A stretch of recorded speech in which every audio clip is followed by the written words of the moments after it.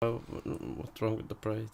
Nothing. You just don't want your haircut? No, my hair's fine for now. Oh, fair enough. I think it is. You want a quick joke? Go on. My wife left me the other day. Is that the joke? No, she's a bit cross-eyed. Swear she was seeing other people. Oh, fuck yeah. That's so bad it's good. Okay, I got loads like that. Oh, that's fair. That's fair. Got loads like Paddy sits next to a Muslim on the plane. I know where that sounds. I know how that sounds, but just bear with me a sec. Go with you on this, okay? Okay. Hello. And welcome to Max Level Games.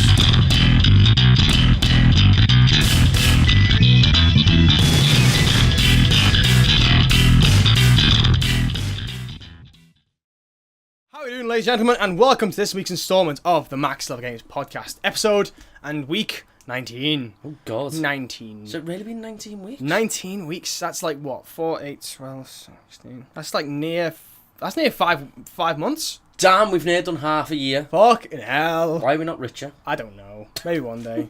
I am your host, Mr. James John Walters, alongside the man, myth, and the top of bottom of the legs end, whichever you prefer. That end, it's entirely up to you. Liam Malkin. Thank you, sir. Hello, sir. How you been? Yeah. Let's just go with good. Next question. Go with good. In case you guys didn't know, this is a weekly podcast. Semi. Yeah. Well, actually, no. Bit early. well, sir. Well, okay. You've got the camera on. I'm just saying. Well, I know you all like with cameras. Yeah, we sit here for more than an hour. Yeah, so we used to do like an hour bang on. Yeah, I don't think we've ever done a full episode where it's bang on an hour. No, not for a while. No, not for an hour. Not for an hour. And we talk about all kinds, really. Games, films, more often than films. They're not these days because game news is quite dry. But either way, yeah, we had E3, and then it's also in a bit. Yeah. To be fair though, I think with the rest of this year, game news is going to pick up a bit. Yeah, it's definitely going to pick up, especially more towards Christmas and stuff like that. Yeah, to be fair, like some of the releases in the next 4 months are fucking unreal, heavy stuff. Yeah. So yeah, and we don't sugarcoat things on this podcast. Do we fuck? God no. It's very mature, very mature. Very, very mature. Very, very mature. Of course it is. So mature, we don't laugh at the word duty. Fuck off. But before we get into like the first section, which is we talk about games we play this week, I want to tell you a funny story that happened to do with the podcast. Actually, one of our mutual friends, who you refer to as a cuddle buddy. I'll mention. I'm not mentioning names, but you know who I mean now.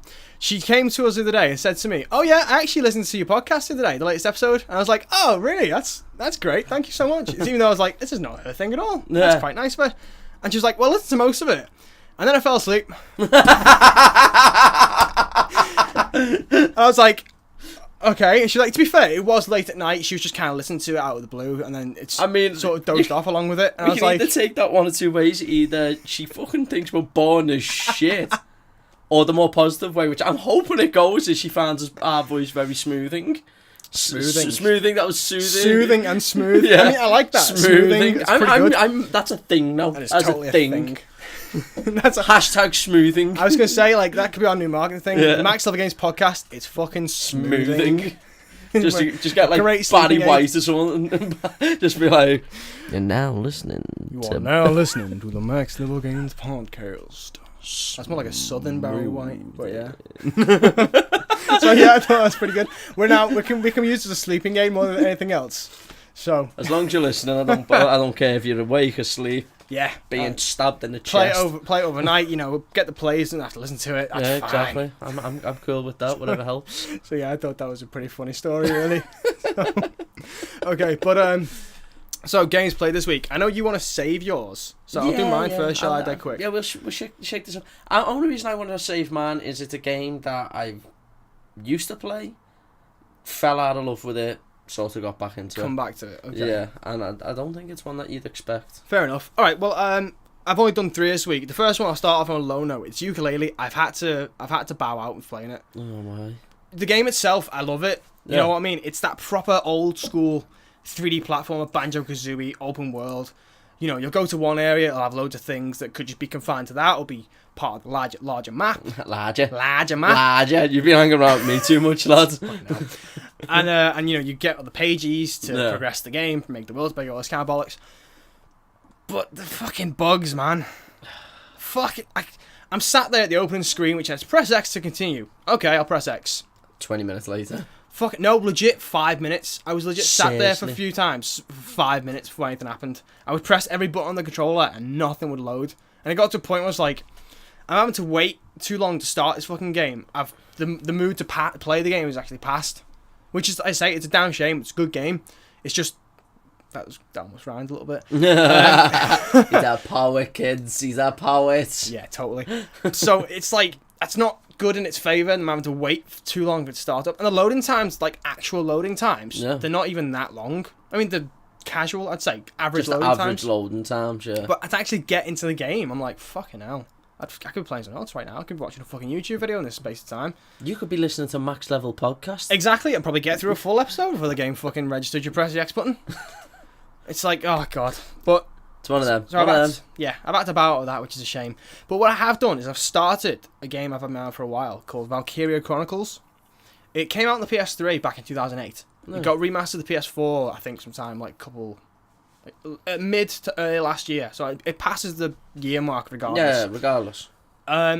It's a strategy game. Yeah. Set in like a alternate World War II kind of thing. So you've got guns, you've got tanks. Yeah. It's all turn-based as well. I mean, you can't do that damn World War II anyway. Well, yeah. So it's not too alternate. It's just not England v Germany kind of thing. You know what I mean? But by the by, so I'm really enjoying it, but it doesn't fuck about. No? I feel like if you were more adapted to these kind of games, you'd be right on it with it, yeah. You'd be alright with it. You'd kind of get into the groove and be alright with it. So far, my experience with strategy games was fucking Mario plus Rabbids, which the movement kind of things is similar, but on Mario Rabbids, it's grid-based and it shows you specifically where you can get to. Yeah, like, that's your limit of movement. Whereas Valkyria Chronicles has like a bar. Each class has their own like bar, which is their movement set. Yeah. And obviously you can freely move as much as you want between that space. The only thing that's semi-annoying, but again, compared to other games I've tried, is that if I go back on myself, that doesn't refill the bar. It empties it still. Oh. So if I go one way and decide, oh no, fuck it, I'm going to go another way. Yeah, it's still taken up. I've used up all that movement energy. So it really does make you think. It really does make you think. Yeah, like I think it's like the second mission, I already died like twice. I was like, fuck, this game isn't messing around. So I've had to properly think about it. And like the point I'm at now, I'm only at like chapter 6. There's like one battle per chapter. Yeah. The rest of the pieces are all like story missions, story cutscenes and stuff. Yeah. I'm having to think about my teams, because there's like, there's like 5 classes. There's Scout, which can move the furthest. Yeah. Damage wise, it's kind of like mid-range damage. You've got it's like it's more like a rifle, really. How many times are we gonna say semi in this whole video? You're obsessed. We'll get this fucking chalkboard up here. Next week, we're gonna need that there. Just every time we say something inappropriate, vaguely inappropriate, knock it off. Could be a fun thing, actually. So you've got a rifle with the Scouts. You've got the Stormtroopers, I want to call them. They have like a mid-range travel kind of thing. Not top end, not bottom end. Kind of like a Blitzkrieg. Yeah, but they have rifles, like automatic rifles, so you get like rapid fire and shit. You've then got the Lancers, which are essentially like RPG wielders. Yeah. They're great for taking out tanks, essentially, but the movement is quite small. Yeah. But I'd say the class is heavy, it's more than anything else in the game. Yeah. Then you've got the engineers, who can disarm landmines. They can fix up the tank. They can move relatively far, but they're shit for attacking. Defense. Like, the attack is quite mid, the defense is pretty low.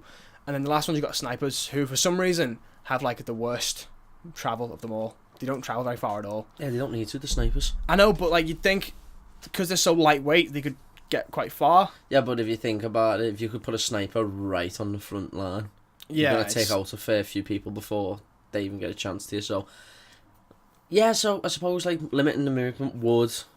It makes you think more, really, that's the problem. Like, the last mission I think I played before I left was taking over this enemy base in like a wooded area. Yeah. That took me a couple of tries as well, because like... story-wise, as soon as you get to the enemy base, a cutscene will trigger where one of the lieutenants of the opposing army will show up in a fucking massive tank. You're like, shit. I didn't know about that at all. And so in my second go-through, I I try to maneuver some of my Lancer characters around the back, because you can sneak around the back of the base where you'll get like a clear shot of the radiator of the tanks, which is essentially a weak point. You hit that like once or twice and they're done. So it makes things a lot easier. But by the way, what I really like is the variety of characters. Like, you get the character classes and stuff, but each character in those classes actually has like a personality. Yeah, it's really mad. Like, for example, there's one character who was a engineer. She was a man-hater. So if she was around men in the deployment, she'd like lose certain stats, like she'd lose her focus, her evasion wouldn't be so great, shit like that. I mean, I know quite a few man-haters in my day, so... But in opposed to that, there's other characters who fancy men or fancy women, obviously. There's some guys who fancy guys, some girls fancy girls. You know? There's always different variety stats to them, so you've got to really think about it.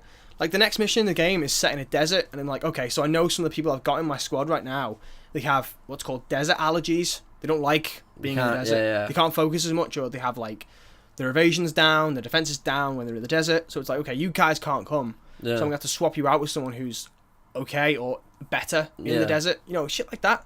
It's actually making you think. So it's a really, really good tactitional game. Yeah, I think my level of tactician knowledge going into it is probably a bit underwhelming. And there's not even like a difficulty. Shoes are coming off. Sorry, there's not even like a difficulty setting either, so you can't adjust it to noob level essentially. So you're going in, it's like, this is what you do, and you're fucking gonna like it. Basically, you're getting bent over, and if you're good at the game, you're getting a bit of lube, and if you're not good at the game, you're going in dry. Too bad, you just deal with it. Yeah. So, and I keep hitting the mic trying to get this damn shit off. It's fine.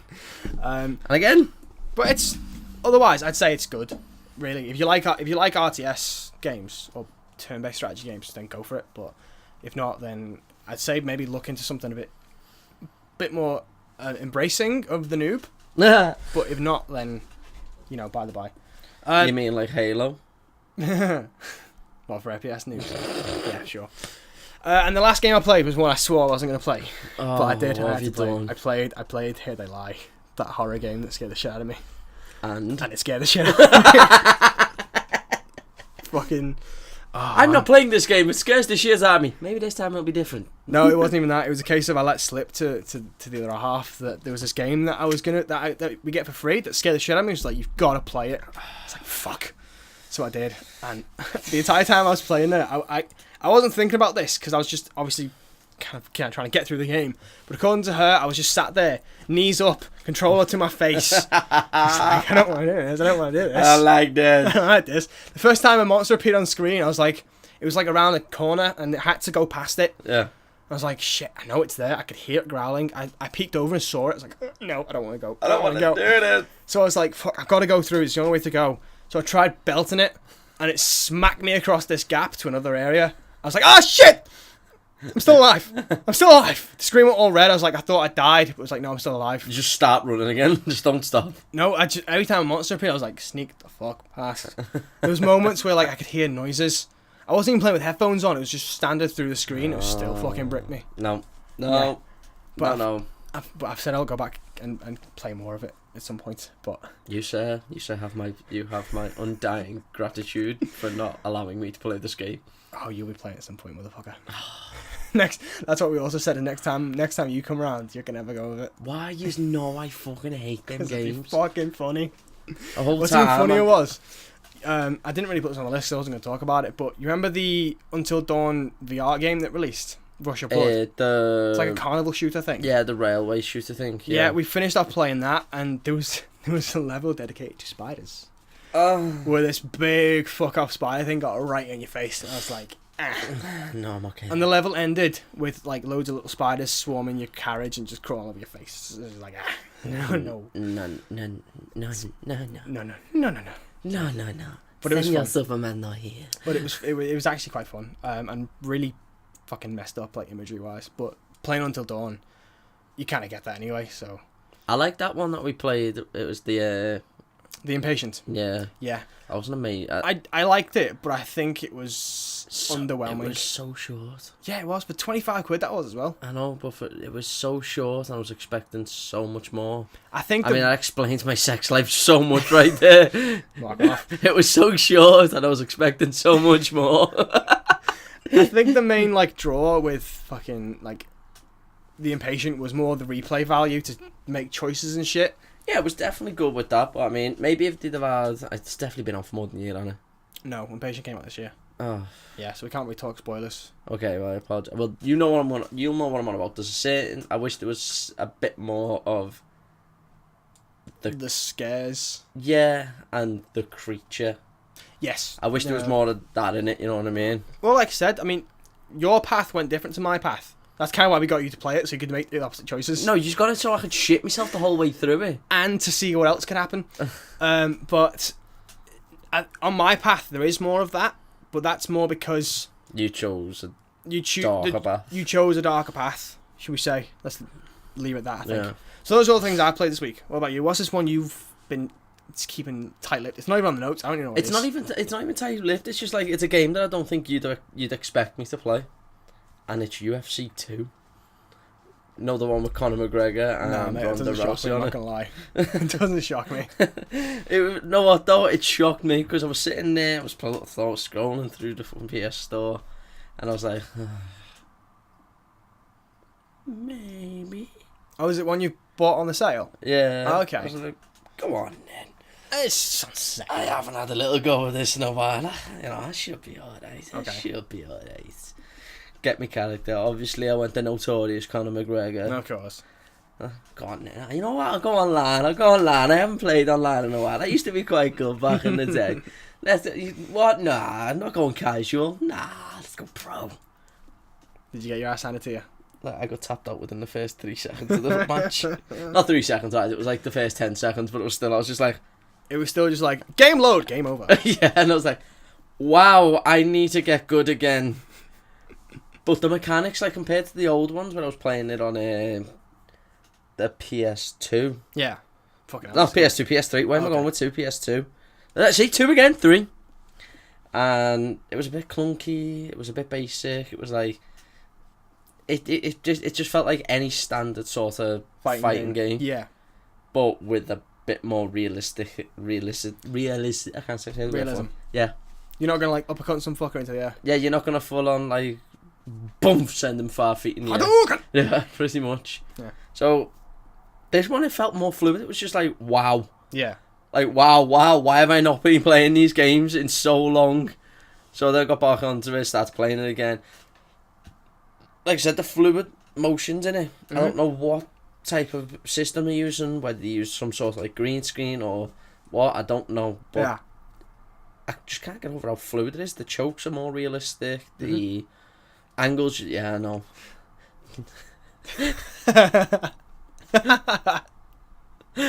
You can actually throw combos, where in the other games it was more like, quite stiff. Yeah, pretty much. Anyone who's listening to this is not going to get that. No. If you hear us giggle, it's because we keep doing the tally on the imaginary chalkboard. No, but then obviously in this game it was a more boom, kicks, low kicks, head kicks, grappling. The cage was it felt more immersive. Is that the word? Immersive. That's the one. Yeah. It just felt like I was in the game more than anything else. Okay. And I enjoyed it a lot more because it was just like, wow, I mean, to anyone that doesn't know me, and you know this, and a lot of people will know this. Okay. I only got the game, I'm not going to lie, because I started getting back into my own MMA. Yeah. And I have my own training. And I kind of thought that was where you're going with it. Yeah, it was kind of like that. So it was like, I don't think I would have got the game if I wasn't back into my own training and my own sort of stuff like that. So okay. It was good though. It really felt great, and the story. There's not so much a story, but more of a campaign. Okay. You start off as a rookie, obviously. Obviously. And you make your debut in the UFC, and basically you fight your way up to whatever weight class you're in to the championship, and you either win or you lose, or it's just like any standard. It's like, you know, it's basically it's like UFC for lads who like the UFC is like FIFA for lads who like playing football. Okay. It's one of them. It's hard to explain how good it is if you're not interested in it. Makes sense? Yeah, okay, I get that. Like, people try and talk to me about FIFA, and I'm just sitting there like, why not just watch the match? Or go play football. And then people can turn it around to me, and I'm like, the game's amazing. Why don't you just get into the cage fighting? I do. I do, but I see your point. You know what I mean? Yeah. So it's kind of hard to explain. I've also Okay. been playing. I always forget the name. When you let me. Oh, you've been playing Persona 5? Yeah. Oh, motherfucker, you gotta tell me. Oh, no, I'm not gonna, I'm gonna temper myself now, because part of me's like, he's gonna be like, I didn't like it.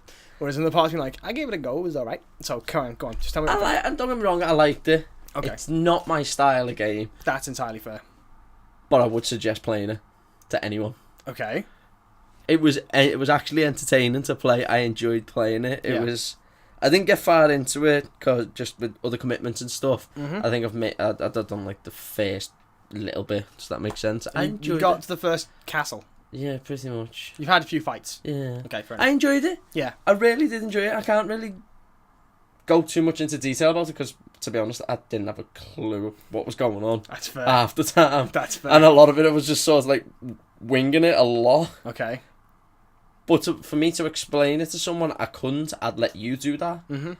But for someone who's not into JRPGs and having a go of it, I would suggest it to anyone. Yeah. I'd suggest giving them games that style of game a go. Yeah. Because it is entertaining. I found it really entertaining. As much as I didn't get it, I was just sort of more sitting there going, this is boss. I have no fucking idea what I'm doing, though. I mean, this gets brought up a lot with Persona 5, but like looks wise and musically, It was smooth, and the music, man. I know that soundtrack is sick, man. I mean, I'm not gonna lie, it get me hyped up for most of the shit. I was just like, yeah, I'm enjoying this. Oh, I know you didn't get to like the first big boss fight, did you? Mm-mm. With Kamoshida. Like the music that you have for boss fights in that game that gets you in the mood for a fucking boss fight. I mean, I'm gonna have to go home and play it, aren't I? I'd suggest give it.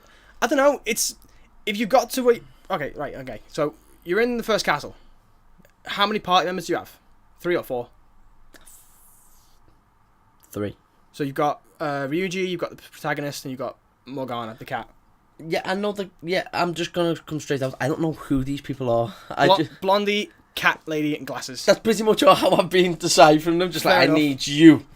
And I need you. I don't know your name, but you're a cat, so I'm using you. You know what I mean? Yeah. I mean, like I said, if you're not into the JRPGs, Mm-hmm.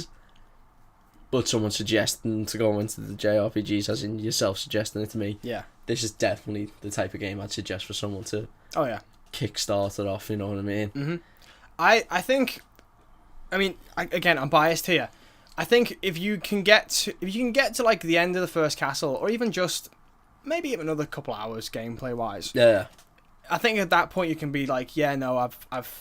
No, see, that's what I mean. I definitely can't say, yeah, I'm definitely getting into this, or no, this is shit, because I haven't had enough time put into it to give a full proper judgment. No, it is a long game. Not even that, I just haven't had the chance or anything No, to of play course, it myself. So, what I'm basically basing everything off what very limited game time I've played of it. Yeah. But I'd suggest it to anyone. It's a good game. Did you go to easy mode like I suggested? Yeah. Okay. Good. Yeah. Was there a very easy or just easy? I think it was just easy. I just went to easy. I didn't really go any further than that. It was just like once I'd seen easy, I went, yeah, go on. Yeah. Okay. Fair enough. It's probably the best bet. Yeah. Really. So. Well, as I said, I play my game. A lot of my games, I'm used to playing FPSs now. I always end up going like veterinary and stuff like that. Cause, the mechanics are something you're used to. Yeah, so for me to go to easy, it was just kind of like not. I don't want to sound so not big-headed, but I'm going to sound like a bit of a prick when I say it. I hate going to easier. Mm-hmm. You know what I mean? Yeah, you want a challenge. Yeah, I like the challenge of a game where some people, as you said, they like just the story behind it. Yeah. They want to play through the game, so they go easy. For me, it's just like, no, I want the torture. I want you to twist my nipples and call me Samantha while spitting in my face. Sally. But yeah, pretty much. So going too easy was a bit of a bit of a pride swallow. Ah well. But I done it. I done it, and now I need to go blow my brains out. Like I said, mate, if you're enjoying it, keep going with it for a bit longer. But then, you know. Oh no, I'll definitely suggest the game to anyone. Okay, good. Okay, I think that's it for the play section, isn't it? Yeah. I don't know about you, but like the watch section, I've not done anything of note this week really. I watched Ant-Man and the Wasp. Oh, have you? I have. I've not seen it yet. Oh, bro. Is it good? Don't expect to know anything about Infinity War off it. I don't. I'm not ruining it for anyone. Just if you're going to watch it to find out about Infinity War, you're going to be disappointed. No, that's fair. But go and watch Ant-Man and the Wasp. It's an amazing film. I think the plan is to go watch it next week. I'd definitely, honestly, go and watch it. Yeah. I haven't seen it, but I've had a very good description of my younger sister about The Meg. Oh yeah, The Meg as well. That's what I've been curious about. Yeah, The Meg. Shut up, Meg. That's what comes to my mind. Oh my god, no! Of that. I've literally this morning I seen a picture, and it's the poster for The Meg. Yeah. You know where Jason Statham's swimming away, and he's like, yeah, all angry because it's Jason Statham. Of course, yeah. Someone's photoshopped Peter Griffin's head on it, looking back, and they've put "shut up." Shut up, The Meg. No, they took out there, just shut up, Meg. And it's just Peter Griffin like that. Yeah, I kept saying I was waiting for a meme where someone photoshopped Meg Griffin into the poster instead of the shark. That'd be pretty cool. No, but yeah, I mean, without going into too much depth, because I don't even know anything about it. I haven't seen it. Yeah. I'm just based on what I've been told off by my younger sister. Mm-hmm. It's a good film. It's not worth going to pictures to watch it though. One of them. One of them. It's a good film if you're sitting in the house cuddled up with your other half. Or you just go into a rental thing and be like, fuck it, give it a go. Yeah, and it's just there, you know what I mean? Mm-hmm. She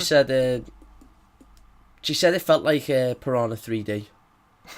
Which one, 3D or 3DD? No, not 3DD, 3D. I've actually seen Piranha 3D. Yeah, she said it was good. Yeah. But it's definitely getting hyped up more than it should be. It's a good film. Not worth going to pictures to watch it though. No, that's fair. Especially not with percent prices. Yeah. She turned around as well and said she felt like it's a modern day Jaws though. Okay. That was the only thing she said. Not in a good way either. It was just kind of like, it feels like it's a... Like they're trying to ride on the whole It's like, Jaws yeah, thing. that they're trying to make a modern day version of it. Okay. And instead of a shark, they're using a megalodon. Which is the bigger shark. Yeah, which is just like, how do we top Jaws? Get a bigger Jaws. They got a bigger boat, we'll get a bigger shark. That's what I mean. But yeah, that's the only. What else? I'm trying to think. I've watched a fair few things this week. I'm just trying to remember what I've watched. Oh yeah, I mean it's old. It's not an old one, but it's old. It's Mark Wahlberg's The Lone Survivor. Never heard of it. No. Nope. Dude, I'd suggest watching it. Okay. It's based on a true story about this Navy SEAL 6 team. Okay. So special ops basically in Afghanistan. I'm sure it's in Afghanistan. It's like mid 2000s. Okay. So I think it is mid Afghanistan. They're trying to find this one dude and they're sneaking up mountains and all that. And it's been out for well more than a year, so I can go into spoilers about it. Yeah. And they're halfway up this mountain. And they've got to make comms. They've made all these when we get to this point, we'll let you know when we get to that point. And he gets to this other point, and they get to the final location where they're meant to be. Yeah. And they're like, right, we're here, all comms off from now on. Mm-hmm. And they just cease comms completely. Okay. Well, whilst they're hunkering in, as they call it, and waiting for daybreak to do this assault on a village. Yep. The sheep herders, 3 sheep men, sheep headers. Headers. Yeah. Accidentally bump into them. Okay. So obviously, shit, what are we meant to do here? And some of the group are like, let's just kill them. Mm-hmm. We can't ruin the mission, let's just kill them. And then Mark Wahlberg's character's like, no. They've got men in prison for 20 years for bringing home trophy guns. Yeah. What the fuck do you think they're going to do to us if they find out we've executed 3 people that we don't even know? They're unarmed. Yeah. But there's this one kid and he's like, nah, look at him. Look at him. And he's like, he's got the face of thunder. You can tell he hates Americans. Okay. And he's like, we can't. He's definitely Taliban. He's definitely Taliban. Like, no, we can't. So they're like, next bit, they're like, right, we're going to let them go. We're going to make it to the top of this hill and we're going to make comms and call off the mission. Mm-hmm. Unfortunately, it's called a false summit. Okay. They get to this peak where they think it's the top of the mountain. And it's not. Okay. So comms don't reach. So basically they end up being surrounded by Taliban because the one who's got this face like thunder and hates Americans. Yeah. Just ran down back to the village, there's Americans up in the hills and all that. Mm-hmm. And unfortunately it is based on a true story, so people did lose their lives. Yeah. During this operation. If you want to look more into it, the actual operation was called Operation Red Wing. Okay. Just in case anyone's interested, and the film's amazing. Like honestly, the cinematic value of it is just amazing. Okay. The action, amazing. How true to the story they are, amazing. Mm-hmm. Mark Wahlberg as an actor, wow! I didn't think he'd ever be a good actor. He's amazing in this. This is back in the day before the Transformers. Yeah, literally just before way before the Transformers. Long story short, it's called The Lone Survivor for a reason. Okay. Mark Wahlberg's character is the only one that survives. Yeah. But it really opened my eyes to the Afghan culture. Now, there's a tradition that the Afghan people hold up. I can't pronounce what it's called, and I'm not even going to attempt it because it will butcher it. Okay. But it's over 2,000 years old, and it's basically if a stranger knocks on your door, injured, sick, needing a bed for the night, it's their duty to invite them in, feed them, water them, clothe them, heal them, and protect them from his enemies. Okay. And these will die for this duty. This duty. Okay. I think I can kind of see where this is going. Yeah, basically they're doing their civil duty. They're doing their duty, and the Taliban comes into the village, and they basically there's this little like fight between the group of villagers and the Taliban. Mm-hmm. And it opens the person who Mark Wahlberg's playing. It opens his eyes as well. He's like, wow, not all Afghan people are trying to kill Americans. They're not savages, like we're being told and stuff like that. So yeah, it was an eye opener for me. It was a good watch. Bit of a tearjerker, I'm not gonna lie. There's some scenes that were a bit hard to watch. Did you? No, I didn't cry, but I definitely got a lump in my throat at Okay. some scenes. You're like, Yeah, it was just like manly fighting stuff. yeah. Steak, porn, games, Cars, UFC. I'm fluffy a man. animals. You know what I mean? Yeah. But yeah, so Lone Survivor, the Meg's worth a watch when it comes out on DVD. Okay. Ant-Man and the Wasp is definitely worth a watch. Bastard. And I still haven't seen Incredibles 2 yet. Fair enough. Okay. Yourself? No, like I said, I've not watched anything to note really. No? No, nothing at all really. Fair enough. I mean, the only thing I saw was like a trailer for this new Simon Pegg film. It's, what's it called now? There's a new film with Simon Pegg. Yeah, well, Nick Frost is in it as well, but it's not like those films. It's just, I think it's called Slaughterhouse Rules. It's like a bit of a horror thing, comedy. I don't know. It looked interesting, the trailer wise, but I'll have to have a look at that afterwards. without seeing it in front of me, I can't really tell you anything about it. Yeah. But it looks pretty good. But that's all I've watched. So news wise, I've once again failed to organise this stuff. So you have to bear with me while I try and give it some kind of order. Let's go. But there's also a lot here, so I'm gonna have to try and just. Let's give it short, snappy, and run through it quickly. There we go. I've zoomed out enough so we can see it. So, okay, we'll start. There's Marvel news, DC news. So we're just gonna do the other bits of news that don't relate to superheroes first. Okay, let's go. So, this one's a bit weird. So, you know the song "Hey There, Delilah"? I've just looked exactly at that. Yeah, the second point on the notes here. The song "Hey There, Delilah," which is by Plain White T's, arguably the most famous song ever. Hey there, Delilah, was it like in New York City? Yeah, that one. That one. Apparently, it might be getting turned into a TV show. It's a song. How the fuck? But that's the thing. It's official. TV have run out of ideas. It's like shit. What have we got? I got nothing. Someone just put the radio on. That song comes on and goes, you know, if we drag this out for like, I don't know, 10 episodes, we can make this into a show. Do you think? Maybe. It's supposed to be, or at least what they're thinking about making it doing, is a drama comedy about a long distance relationship. Again, at the minute, there's not. So relatable. Oh yeah, 100%. At the minute, it's not like a set plan for it. It's just something they have an idea for, and later this month they're gonna go pitch it to some networks. Like, here's an idea. What do you think of this? How much better Netflix take it? I don't know. You know, I think that'll be good because I couldn't see something like this making it past 8 episodes. I mean, all I am thinking, yeah, is how long before they take down the Hollywood sign and replace it with Netflix. That's all I'm saying. That would be pretty funny. That would be kind of good. Yeah. So another thing is as well, the guy, this frontman of Plain White T's, Tom Higginson. Yeah. he's going to be a producer on the show as well, if it becomes a show.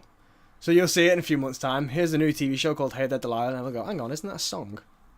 Yes, it is. You know what else that's going to do, don't you? What? Tom's just going to be sitting there going, give me the royalties, please. Because everyone's going to read this title and go, I'm putting that on. They could probably put the fucking that song as the opener as well. That's what I mean. Or just have it subtly play in the background. Yeah, but do you know what the song's all about? What? The lead singer and that Tom Higginson or whatever. Yeah. Now I don't remember the girl's name. It's Delilah, but it's Delilah something. Yeah. I'm sure she's a famous tennis player or something. Okay. He had like the most outrageous crush on her ever. Okay. So he literally wrote a song about Delilah. But everyone thinks it's about this long distance relationship. Okay. But now it's not, it's just him crushing really hard. It's him really crushing on really hard and how this whole fantasy's playing out in his head. Okay. Now I've told you that. Listen to the song and realise how creepy it is. I'm going to have to do that one. It is so creepy. It's like, Sting, the police, every breath you take.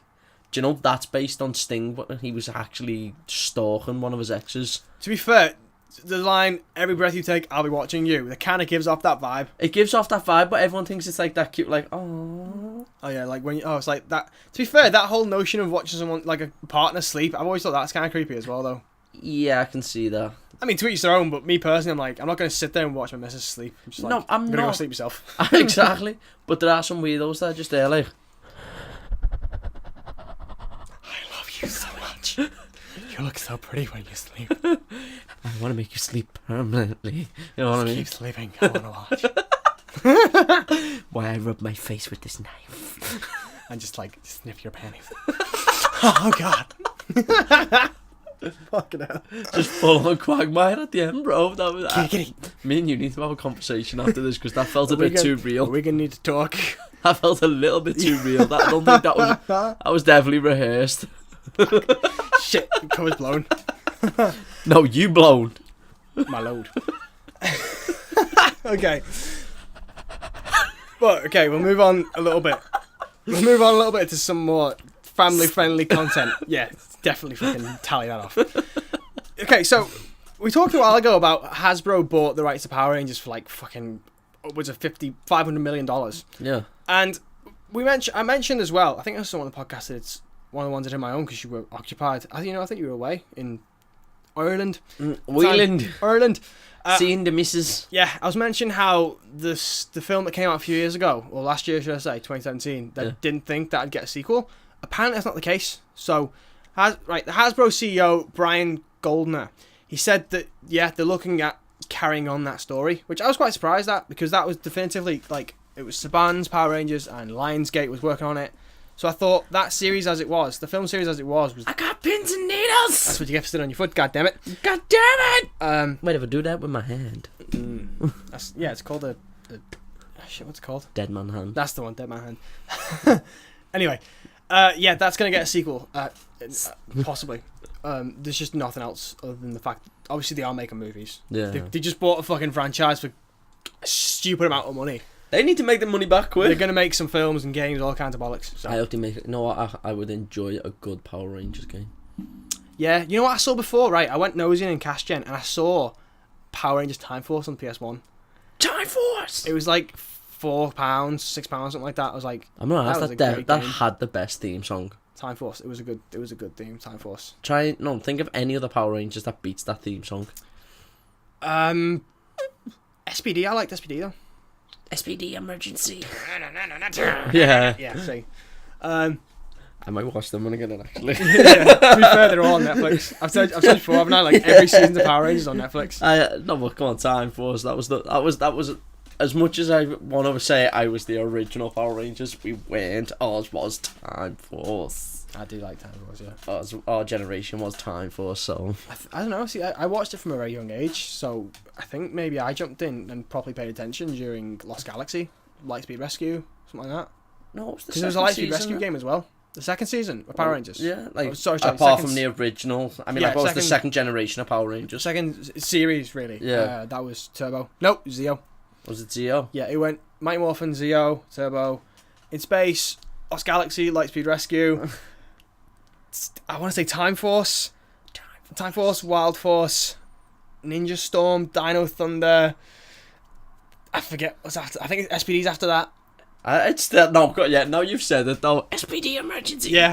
Yeah. See, I used to be able to rattle them off, but now it's like everything after that I sort of bowed out with. We need to have like a full-on nerdy Power Rangers session, binge. don't we? Yeah, fuck it. Okay, right, I'm looking down the list Just now. sitting on the floor, like full-on kids in front of the telly. I'm looking down the list now. What else we got? We've got two other things that aren't related to Marvel and Star Wars and Disney and DC and stuff because there's a bit of Star Wars news. Okay, this is a bit... Okay, we'll go for the slightly negative one here. Okay, we talked last week about how Batwoman has been cast in the CW universe. Mm-hmm. Ruby Rose. You know her, I don't. I have no opinion on her, you have an opinion on her. She's hot as shit. I'd smash it, but, you know. Smash it? Smash it? It should smash me. I would do time. You'd do time. Of course you would. Like Orange is the New Black.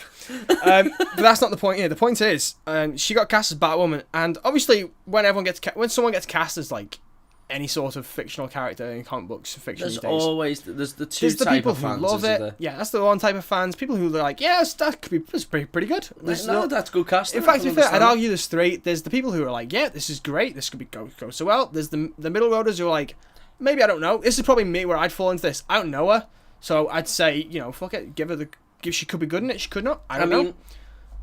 Yeah. Before you just go into the third one as well. Yeah.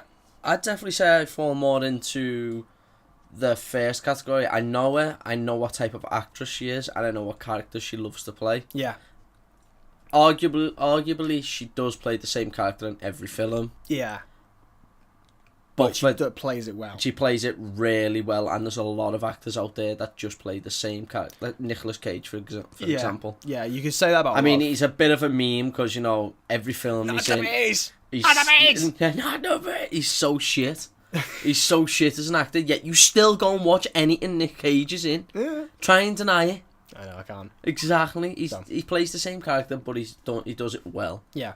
So she's just doing the same. She plays the same character in everything she does, but she does it well. Yeah, she does it good.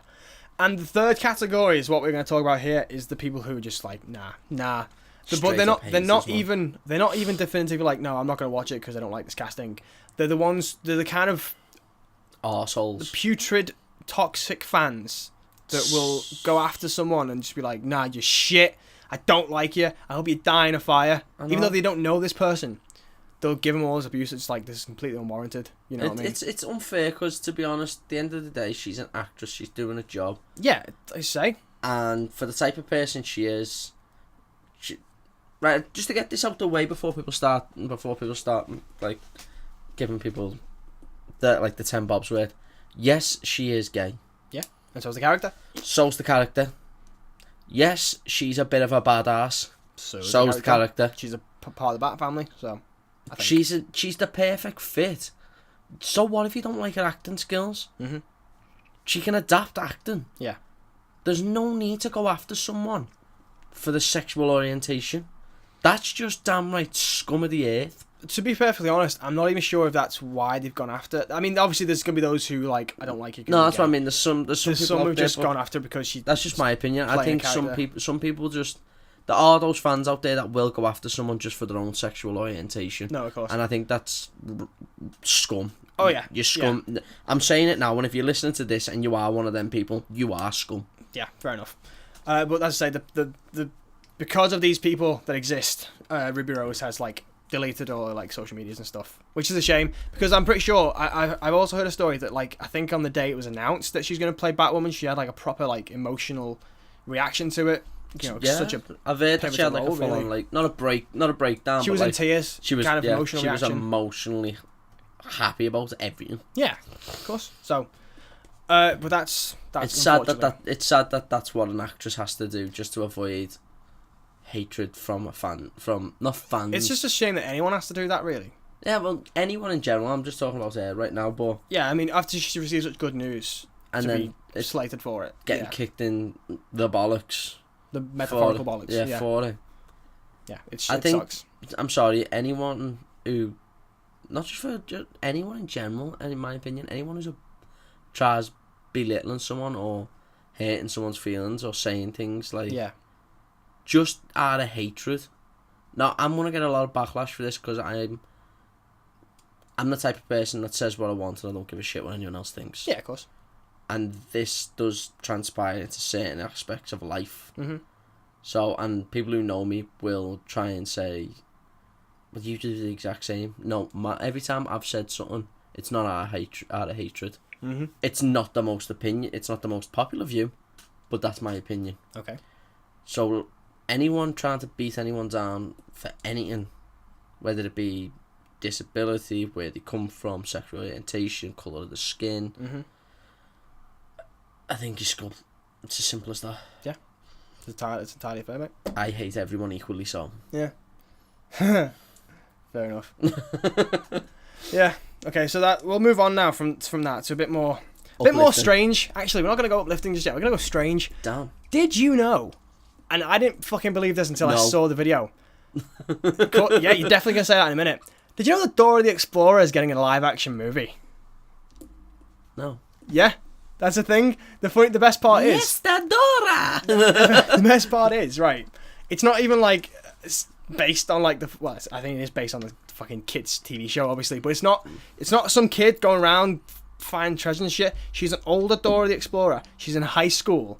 She's got it, and the plot is apparently her going to save her parents and solve a lost Inca civilization. I mean, the mystery around the lost civilization. All I've got in my head right now is, can you tell me where the drugs are? Can you tell me where my next class is? Apparently Boots is in it as well, the fucking monkey. He's going to be in it as well. Oh, God. Boots is the dealer. Can you tell me where the cocaine is? Boots just in a corner, white all over his face like that. Lifts up and takes his boot off. It's like, here you go.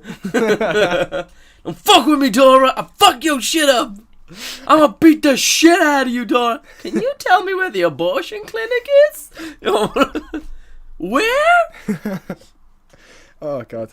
See, that's the kind of like reaction I had to this news. It's like, why? My first thought was why, more than anything else. Just why? Oh, can you show me where the map is? It's on your phone, you soft bitch. Google Maps. Google Maps. Yeah. I'm the map. I'm the map.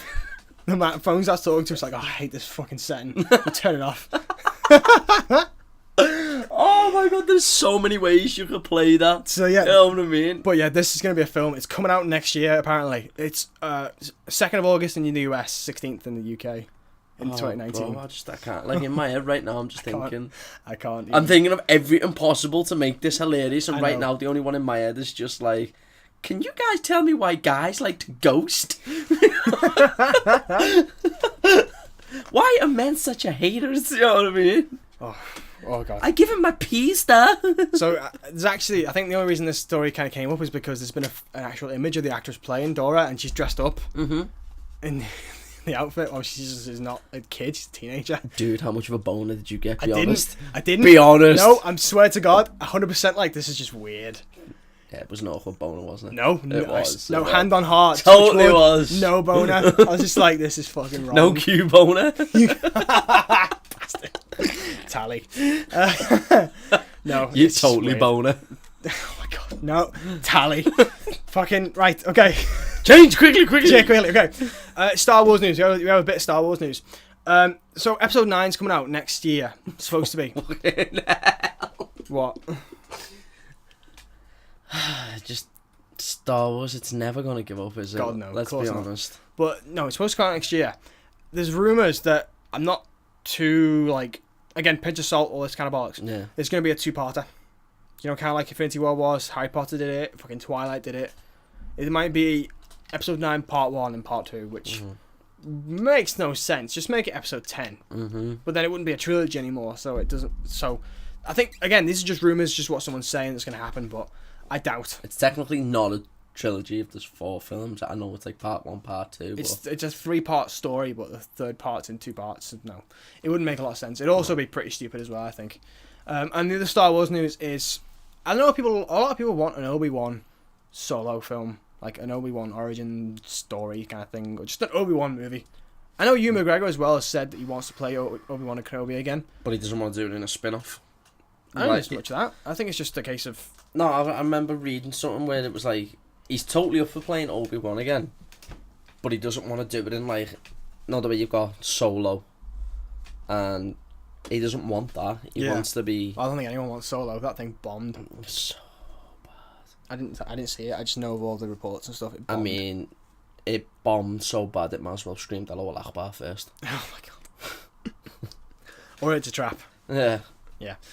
But as far as Ewan McGregor is aware, there is no plans for an Obi-Wan spin-off film, and I think that makes sense because of the reception to Solo movie. Solo. I don't think Disney are going to be, foaming at the mouth for another spin-off anytime soon. So just focus on the mainline story and just get that out first. In my opinion.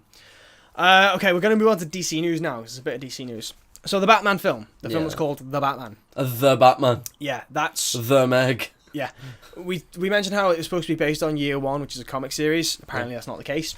The guy who's making it, he's come out and said, no, it's not. I forget his name. Oh, it's quite warm. I was going to say. It will be a prequel though to the sort of current Batman we have ish. Batman vs Superman. Batman. It'll be a prequel to him. So. Okay. Whether it'll still feature Ben Affleck, I don't know. I also doubt it. Kind of. I don't know, because then I think he's only got like a 3-film contract with. He might have. If that's the case, then he's already done 2 of them. Exactly. So, but yeah. Excuse me. The first draft of the script has been finished. They're hoping to start the film next year with a 2020 release date. Which, saying that out loud, it feels weird that we're nearly at 2020 already, doesn't it? Shh, don't mention it. We don't talk about these things. Don't talk about these things at all. We do have a bit more DC news. I'm just trying to. Oh yeah. So right, you know how there's the Joaquin Phoenix Joker film. Yeah. And Jared Leto said he wants to do his own Joker film. Apparently, both of those are actually still sort of going ahead, at least. Why did you just get Two-Face in the middle of toss a coin? Hey, why not? That was the way. Jared Leto has 2 films on his contract left still to go. Whether they're solos or ensembles, no idea. Well, I'm pretty sure there's a sequel to Suicide Squad coming out soon. I believe so, yeah. Or at least there's talks of it. There's talks Mel of Gibson it involved somehow.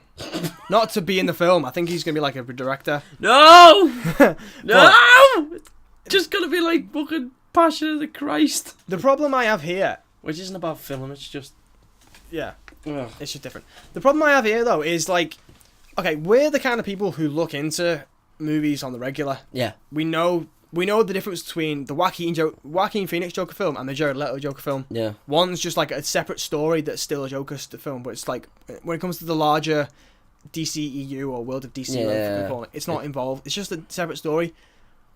The casuals out there, the casual movie-going audience, they're not gonna fucking know. Oh, they're just gonna be so confused. Yeah, they're gonna the Joker, the Joaquin Phoenix one's probably gonna come out first because Jared Leto's gonna be like doing Morbius and shit beforehand.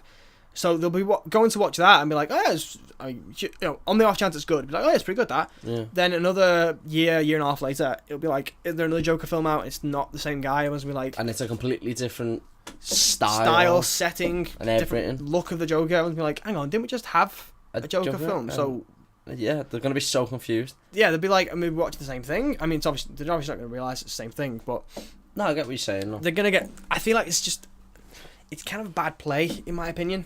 It's, to be honest, it's either, in my opinion, wait and give Joaquin Phoenix the Joker after Jared Leto. Yeah.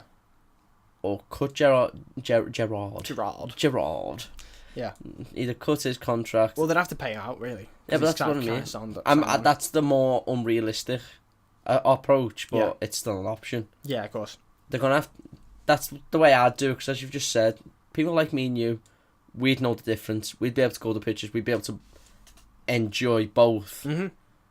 If they're good. Either way. Bye. We'd be able to watch both of them. We'd be able to enjoy the both of them. Yeah. And we'd be able to walk away and just be like, you know what, I preferred Joaquin's, or no, Jared Leto's done a better job. You know, that sort of thing. Mm-hmm. We'd be able to talk about it. Yeah. To the casual, say for instance, just the average person. Yeah. So many people are just going to be. Yeah, like, no one's gonna They're not going to know what's going on. No, not really. Just gonna adjust that slightly. There you go. Yeah. So. But yeah, that's all the DC news we already got, as far as I can see on the list. We've got a lot of Marvel news, but we've got some Sony Marvel stuff we'll talk about first. So, you know how Sony are looking to do their own Marvel film universe thing? Their own MCU. Yeah, well, they've actually got a name for it. It's called It's a bit of a mouthful. That's what Tally. she said. Tally. Sony's universe of Marvel Comics, which the acronym is SMUC. S-U... I wrote it wrong on there. I'm trying to see where you've... S-U-M-C. S-U... Sumk. Sumk. Doesn't have the same ring to it as the MCU, does it? The MCU. No. It sounds so gangster, though. But that's... The MCU. Yeah, definitely. That's what they're calling it. Along with this news, they've also adjusted a few things in the whole plan, I guess. So, Silver and Black, remember that? The Black Cat Silver Sable duo film they were going to make. Yeah. That's been cancelled and separated. So instead we're getting a solo Silver Sable film. Yeah. It's a fucking mouthful again. And a solo Black Cat film. Sorry. They've also said... It'd be more... Yeah. They're also going to make...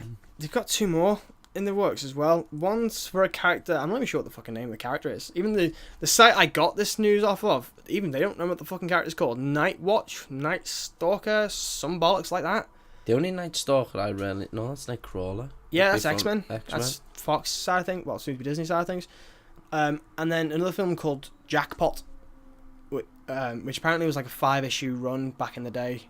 So... I can't even say... Like, me and you are comic nerds as well, so I can't even think of that. No, not even a little bit. Though I think those 2 are just sort of things they've said they're working on, but at the same time, there's nothing more to talk about than that. I mean, I don't know. Like, have they seen Fox getting sold out and they've thought, shit, what characters can we just make bare money off? I don't know. The real problem, and we've said this a lot, we come back to this all the time, is they're putting all their eggs in the hope that Venom's actually financially beneficial.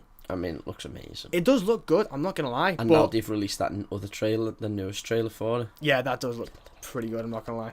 But it's one of them, it could be critically loved. People could say this film is brilliant, but if no one goes to watch it, they're not going to make the money back. Exactly. And so at that point, they have to make the decision, like, okay, do we go ahead with this, even though we didn't get a lot of money? Do we carry on, even though people liked it? I feel like they've sort of put all their, as you said, they've put all their eggs into Venom, but it's like... Venom is a beloved character. But that's what I mean, is he the most popular character they own? Probably. And really. If that's the case, that pretty much means everything's going to go downhill afterwards. I know. And speaking on Venom as well, we have a bit of stuff to talk about with Venom here. Well, I say a bit, it's only really the one thing, actually. And that's more about Venom's rating as a film. So if you remember when it was being made and everyone was talking about Venom up to the lead up of like a trailer, yeah, it was talked about it was going to be an R-rated film.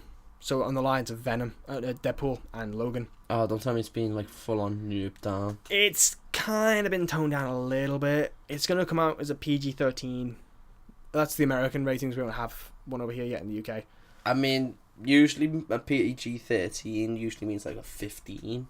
Yeah, something like a 15. Well, yeah, in our ratings it goes from like 15 to 18, doesn't it? That's yeah, how it jumps. It goes. I think it's something like 12 A. Before that as well, it's something like P for.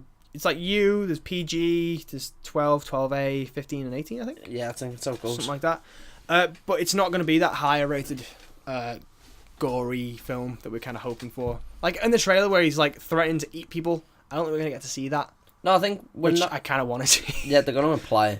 Yeah, it's going to be heavily implied. It'll just be like, camera pans away casually, and here's some sound effects. Like, looks at someone, they're like... like it was at the end of the trailer where he eats that guy who's now a turd in the wind. And he just looks... And just kind of pans away at the shopkeeper lady. Yeah. So... But the reason they're doing this, and this is the next part of the story, you know how they said they want Spider-Man in the future? Yeah. It's because they want Spider-Man in the future. They've got to tone it down for the kiddies who like Spider-Man. Fuck that! I don't know. It's a bit of a shame. I'm not being funny, right? The comic books go all out. Yeah, of course they do. They don't care, like, if you're 6 reading this comic book or if you're 18 reading this comic book. Yeah. The gore and everything is there. Mm-hmm. You know what I mean? Yeah. So... Okay, the only thing I can think of is maybe having 2 different... It's going to be confusing because I've just been bashed on 2 different releases of the film? Not even releases of the film, like... Have 2 different... Like, side by side, like, have a child-friendly version.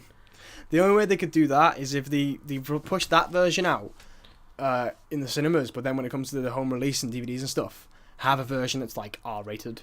Yeah, that's what I mean. But even then, that would that would cost them again to go back and rejig all the violence and stuff into it. Well, if they just recorded the violence and everyone stopped being a little bitch and letting the kids watch someone eat someone, then yeah, we'd all be good. It's only because he wants Spider-Man in the future, that's all. Yeah, but even if you read some of the Spider-Man comics as well, even they get a bit Yeah, they get a bit risque, should we say. I'm pretty sure there was one... Wasn't there one Spider-Man comic where his radioactive semen kills Mary Jane? Yes. That was actually a thing. His radioactive sperm. His spunk killed her. He shot his load and killed his girlfriend. Yeah. Yes, that is a thing. That is an actual thing. So, I don't know. I don't really know, but... And girls out here moaning about they don't like the taste. That's messed up. Oh, God. Okay, we'll move on now to the proper Marvel Studios news. Let's go. First bit is talking about Avengers 4. The Russo brothers have been talking about it, like the plans for it. They've said, and I quote, it is their best Marvel movie yet. Said everyone.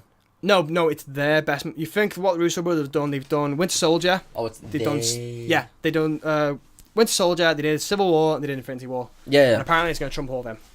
Because out of those three, I'm not gonna lie, Infinity War's up there. I do love Winter Soldier though. Yeah. I don't know. I loved it personally myself. I just hated how much it was just like, stop shooting me in the face, Bucky. I love you. Who's Bucky? You're Bucky. I love you, Bucky. Yeah. Bucky. That was all. It was kind of. I mean, obviously, if you know who the Winter Soldier is going in, back at the time when it came out, if you knew who the Winter Soldier was going into the film, the plot twist isn't really a shock. Exactly. But that's for the nerds to jizz over, I guess, for lack of a better term. No, because then you might kill someone. If you're Spider-Man, yeah. Or the Hulk. I imagine the Hulk has some dirty. All I'm saying, no, think about this, right? The Hulk's, everyone goes, he's got to get angry. No, the Hulk's heart rate has to increase. He has to get to his heart rate has to get to a certain level before. Yeah, before he Hulks out. Yeah, so.